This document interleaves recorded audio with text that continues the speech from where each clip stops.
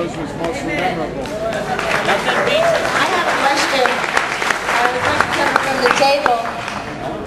I have a question I wanted to ask the parents of Heather Langenkamp's. Wait, Heather's your daughter, and Heather's parents are here. What was it like raising? What's the backstory of raising Heather as a daughter? Because you have parents here. Heather's. What do you mean? Huh? It's the father. Isn't it Brooke Heather's mom? No, that was Kristen's mom. No. She's that dirty girl, Patricia Arquette. Go now. Hey, slumming around now on Medium doing lots of Nightmare on Elm Street plots, by the way. Yeah, Don't talk about Patricia Arquette. They all fell in love with Patty. I know that. It was ugly. I think Rodney was writing love letters to There were her. a lot of behind-the-scene romances. I couldn't keep up. I really couldn't. In fact, I didn't want to know. I just felt everyone was smoking too many cigarettes. Heather was still a child. I didn't even smoke at that time. You didn't? No. Were you sneaking them? No. Heather was still a child, practically a child then, but Heather had to become the surrogate mom to Patty because all the boys I know. had fallen in love with Patricia. And I on did the more set. than wrote love letters. And they Thank wrote you love very much. letters, and they were like mooning over her, and it made. I mean, I was already in my 30s, but it made poor Heather had to play the role of the sort of Earth mother. The dorm. I was like the dorm mother. Mom, yeah. I was like the TA in your college dorm. What did she say about me? Oh, she loved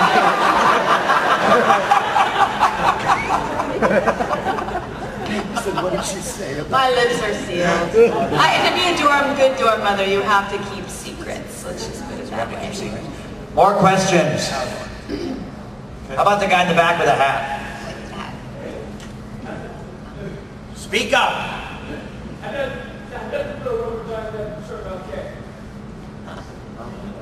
Sonny Arquette.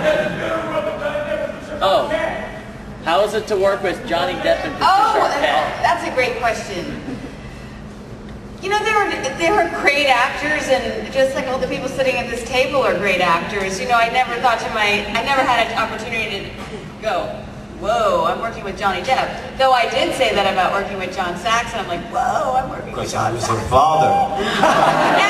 And even Ronnie Blakely, she'd been nominated for an Academy Award, so that occurred to me like, whoa, I'm among pretty great people here. So, but with me and Johnny, we were both scared a lot of the time that we weren't going to do a good job, and so I think both of us were partners in like, oh my God, are we doing okay? Do they notice that we don't know anything?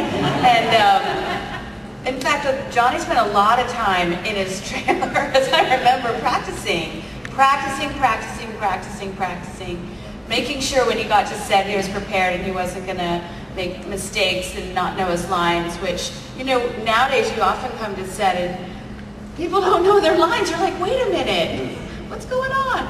But he was so conscientious, and he really wanted to do a good job. He was a musician, and it's like an athlete that becomes an actor, or a musician that becomes an actor.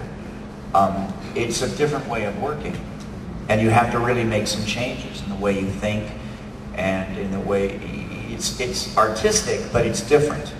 It's a different discipline. Acting is more of a craft. You can play music for yourself. You can't act for yourself. And I know I think that was a little bit of Johnny's transition. But what Heather said was true with me too.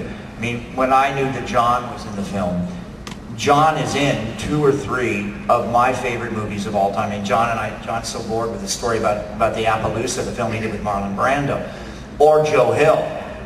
But also, and I'm going to get the title wrong, the Redford film, is it War Hunt? Yeah. War Hunt, yeah. Which was, when I was in college, all the guys that I lived with, we were obsessed with this film that John had done with Robert Redford, where he would go out into the no man's land and come back with scalps or something. I mean, it was like, and it was a great anti-war film. So I didn't have a lot of scenes with John, but because John and I had the same off time, I was often sitting next to John in a director's chair. We were hanging out at the Nightmare House in Hollywood for scenes, even though we weren't in them together. We were both working that night. And I was so intimidated by John, and every day, I would just sort of like sidle up to him at the craft service table, you know, with my coffee. I had a lot of sugar and half in those days. And I would sort of like limit myself to like one little question until finally I felt, you know, not that I was an equal, but that I was even allowed to be, you know, on the same set with him. And with Patricia, we all knew that Patricia, you know, Patricia has like this amazing porcelain skin. And in real life, Patricia's a very real looking girl, a very real looking woman. But in 180 degrees, if she turns her head, she can be devastatingly, heartbreakingly, garbo beautiful. You know, in the right light, in the right... No, you guys, I mean, literally just turning her head this far, she goes from being pretty to being, oh my God, beautiful. And you talk to her, you'd be talking to her about, you know, where's craft service table, or what time is our call tomorrow, and she would be, and then you would kind of get lost in her own natural, organic beauty. And I was like, you know, in Cyrano de Bergerac, you know, I'm like Cyrano with a big nose. I was like all the guys. I remember you, dude. I remember these guys coming to me going, you know, like you just said, what does Patricia think of me? You know, you know where she lives? You know what her call is tomorrow? And because they all had become so smitten. And it was kind of fun for Heather, and I remember Heather and I talking about this because we'd already done